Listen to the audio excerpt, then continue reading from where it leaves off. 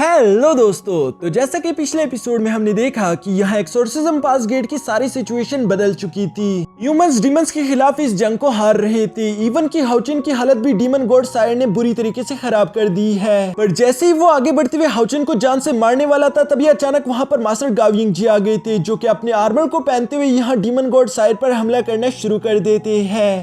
अब आगे तो नेक्स्ट एपिसोड की शुरुआत बिल्कुल उसी सीन से शुरू होती है, जहां डीमन गॉड सायर गाओयिंग जी के अटैक्स को डॉज करते हुए कह रहा था कि वाओ, तुम तो काफी कमाल के हो, तुमसे फाइट करने में मजा आएगा। ये कहते हुए इन दोनों के दरमियान एक जबरदस्त फाइट शुरू हो चुकी थी, जहां दोनों ही एक दूसरे पर जबरदस्त अटैक कर रहे थे। हाउचिन ये सब देख रहा था, लेकिन वो उस फॉर्मेशन में कैद हो जाने की वजह से बहुत ही ज्यादा बेबस महसूस कर रहा था। वो अभी भी खुद को आजाद नहीं करवा पाता। इवन की बाहर की तरफ हाउचिन के दोस्त भी धीरे धीरे करके डीमंस के सामने हार रहे थे। लीजिन पर पीठ पीछे हमला होने वाला था, जबकि साथ ही हम देखते हैं कि बुल डीमन गॉड ने यहाँ चीफ को भी बुरी तरीके से घायल कर दिया है। मास्टर कैविलार भी ज्यादा देर तक लाइन डीमन गॉड के सामने टिकने वाले नहीं थे, क्योंकि लाइन डीमन गॉड ने उन्हें भी ओवरपावर्ड कर लिया था। ऐसा लग रहा था जैसे कि ये इस जंग का अंत है, इंसान इस जंग को हार चुके। हम देखते हैं कि मास्टर गाओयिंग जी को भी डीमन गॉड सायर ने हरा दिया था। डीमन गॉड सायर उन्हें गर्दन से पकड़ते हुए कहते हैं कि तुम्हारी सोल बहुत ही ज्यादा प्योर है, क्यों ना मैं तुम्हारी सोल लेकर उसे अपने लिए इस्तेमाल करूं, जिसकी वजह से मैं अपना नया हाथ बना पाऊंगा। यहाँ हाउचिन पीछे की तरफ से ये सब सुनकर डीमन गॉड सायर को रोकते हुए कहता है कि रुक जाओ, उससे दूर हटो, अगर तुमने उसे मारा तो ये अच्छा नहीं होगा। जिस पर डीमन गॉड सायर हंसते हुए कहता है कि तुम फिक्र मत करो, इससे मारने के बाद मैं तुम्हारे पास भी आ रहा हूँ, जल्द ही तुम्हारी बारी भी आएगी। हाउचिन को ये सब सुनकर काफी ज्यादा गुस्सा आ रहा था। तभी अचानक हम देखते हैं कि हाउचिन के स्टोरेज रिंग से यहाँ पर लिटिल फेरी निकलकर बाहर आ गई थी, जो कि हाउचिन को तकलीफ में देखकर बहुत ही ज्यादा परेशान हो जाती है। लिटिल फेरी ने यहाँ पर डिसाइड कर लिया था कि अब चाहे कुछ भी हो जाए, वो हाउचिन के साथ खुद को कनेक्ट करके ही रहेगी। जिसके बाद हम देखते हैं कि उसने जोर लगाते हुए उस डीमन केज को तोड़ दिया था। साथ ही वो तेजी के साथ आगे बढ़ते हुए हाउचिन के एक ब्लड ड्रॉप को पकड़ लेती है। जिसके बाद हम देखते हैं कि लिटिल फेरी ने यहाँ पर अपनी पावर्स को हाउचिन की बॉडी में ट्रांसफर करना शुरू कर दिया था, जिसकी वजह से हाउचिन के आसपास लाइट एनर्जी का एक बहुत बड़ा टोर्नेडो क्रिएट हो जाता है। ये देखकर डीमन गॉड सायर हैरान होते हुए कह रहा था कि आखिर ये क्या हो रहा है, ये मुझे बिल्कुल भी ठीक नहीं लग रहा, मुझे जल्द से जल्द इस लड़के को रोकना होगा। ये कहते हुए वो गाओयिंग जी को नीचे गिराकर अभी हाउचिन की तरफ बढ़ने ही वाला था, लेकिन तभी मास्टर गाओयिंग जी यहाँ पर डीमन गॉड सायर के आसपास एक शील्ड क्रिएट कर देते हैं। साथ ही साथ वो कह रही थी कि मैं तुम्हें उस तक जाने नहीं दूंगा। साथ ही उस लाइट एनर्जी के टोर्नेडो में हम देखते हैं कि लिटिल फेरी हाउचिन के साथ अपना लाइट कॉन्ट्रैक्ट बना रही थी। वो ओथ लेते हुए कहती है कि चाहे फिर मुझे अपनी एल्फ बॉडी छोड़नी ही क्यों ना पड़े, मैं इस लड़के के साथ अपना कॉन्ट्रैक्ट साइन करना चाहती हूँ। जो कहने के बाद हम देखते हैं कि लिटिल फेरी की लाइट एनर्जी यहाँ हाउचिन की बॉडी में जाना शुरू हो गई थी। मास्टर गाओयिंग जी अभी भी अपनी पूरी जान लगाते हुए डीमन गॉड सायर को रोकने की कोशिश कर रहा था। हम देखते हैं कि यहाँ पर धीरे धीरे हाउचिन ने अपना ब्लड कॉन्ट्रैक्ट कंप्लीट कर दिया था। वो सारे के आसपास की एनर्जी को अपनी बॉडी में एब्जॉर्ब कर लेता है, जिसकी वजह से उसके सारे जख्म भी हील हो चुके थे। गाओयिंग जी हाउचिन को सही सलामत देखकर उससे कहता है कि चलो फौरन से अपना टास्क कंप्लीट करो। जो सुनते साथ ही हम देखते हैं कि हाउचिन ने दोबारा से कंट्रोल सेंटर की तरफ बढ़ना शुरू कर दिया था। जो होता वो डीमन गॉड सायर नहीं देख सकता था, इसलिए वो अपनी फुल एनर्जी रिलीज करते हुए गाओयिंग जी को शील्ड को तोड़ देता है। जिसके बाद उसने तेजी से हाउचिन की तरफ बढ़ना शुरू कर दिया था। बस यहाँ पर अभी कुछ इंच फासला ही बचा था, लेकिन इससे पहले कि हाउचिन उस तक पहुंच पाता, तभी डीमन गॉड सायर यहाँ अपना हाथ उसकी बॉडी के आर पार घुसा देता है। बाहर की तरफ हम देखते हैं कि हाउचिन के बाकी के दोस्त भी डीमंस के साथ फाइट करने की वजह से बुरी तरीके से हार चुके थे।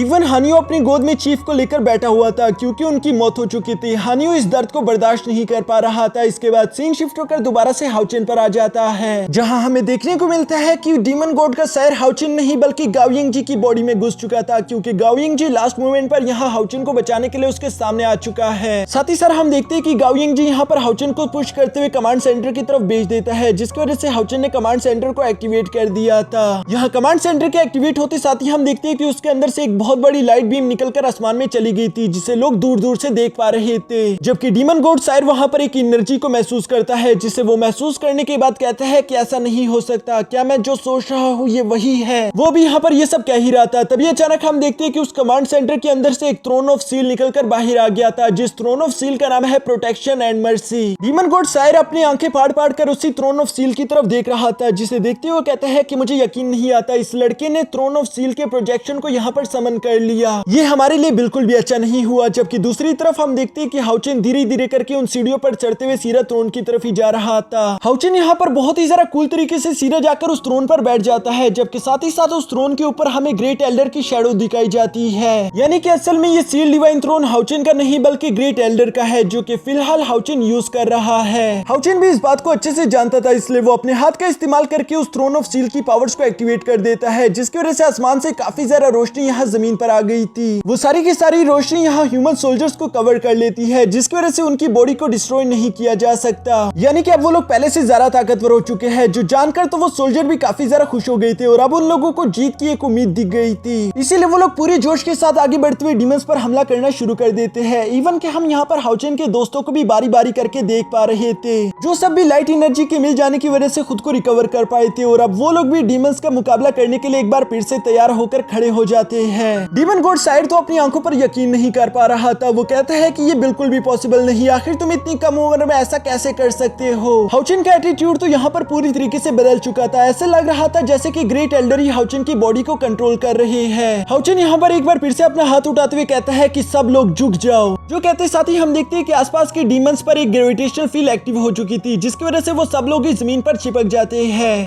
इवन कि डीमन गॉड साइड पर भी काफी ज्यादा ग्रेविटेशनल पुल लग रहा था, लेकिन वो अपने टेंटिकल्स बाहर निकालते हुए कहता है कि तुम एक मामूली से इंसान मेरे जैसे डीमन गॉड को अपने सामने नहीं झुका सकते। हाउचिन उसकी ये बात सुनकर बहुत ही ज्यादा कूल तरीके से अपनी एक उंगली का इस्तेमाल करके ग्रेविटेशनल पुल की पावर्स को बढ़ा देता है, जिसकी वजह से हम देखते हैं कि यहाँ डीमन गॉड सायर अपने घुटनों पर आ चुका था, पर अभी भी उसकी जुबान बंद नहीं हो रही थी। वो इसी तरह से चिल्लाते हुए हाउचिन को धमकियां देता जा रहा था, जिसकी वजह से हाउचिन अपने ग्रेविटेशनल पुल की पावर्स को और ज्यादा बढ़ा देता है, जिसने डीमन गॉड सायर को यहाँ जमीन पर चिपका दिया था। इसके बाद हमें ग्रेट एल्डर का सीन दिखाया जाता है, जो कि अपना सारा की सारा ध्यान लगाकर सील डिवाइन थ्रोन को कंट्रोल कर रहे थे और हमें जानने को मिलता है कि यहाँ पर ये सब कुछ जो भी हुआ ये सब कुछ ग्रेट एल्डर ने किया। वो बताते हैं कि एक्सोर्सिज्म गेट में मेरी सील डिवाइन थ्रोन की एक प्रोजेक्शन है, जो कि हमारी ह्यूमैनिटी की आखिरी उम्मीद भी है। मैं खुद इस वक्त एक्सोर्सिज्म गेट पर मौजूद नहीं, मैं सिर्फ अपने प्रोजेक्शन का इस्तेमाल करके ही अपने सोल्जर्स की ताकत को बढ़ा रहा हूँ, लेकिन ये काफी ज्यादा मुश्किल होने वाला है, क्योंकि अगर एक बार सील डिवाइन थ्रोन के ऊपर से मेरी प्रोजेक्शन टूट गई उसके बाद मैं दूर से उसे कंट्रोल नहीं कर पाऊंगा। यानी कि इस बात की हमें एक बहुत बड़ी कीमत चुकानी होगी, तो इसलिए हम उम्मीद यही कर सकते हैं कि डीमंस एटलीस्ट हमारी उस प्रोजेक्शन को तोड़ ना पाए। ग्रेट एल्डर की इन सारी बातों के साथ ही हमारा ये एपिसोड यहीं पर खत्म हो जाता है। दोस्तों इसके नेक्स्ट एपिसोड का ट्रेलर भी मैं अभी कुछ ही देर में एक्सप्लेन करके अपनी इसी चैनल पर अपलोड कर दूंगा, इसलिए मैं चाहता हूँ कि आप लोग इस चैनल को सब्सक्राइब करके बेल आइकन को एक्टिवेट कर दो, ताकि आप लोगों को नोटिफिकेशन मिल जाए।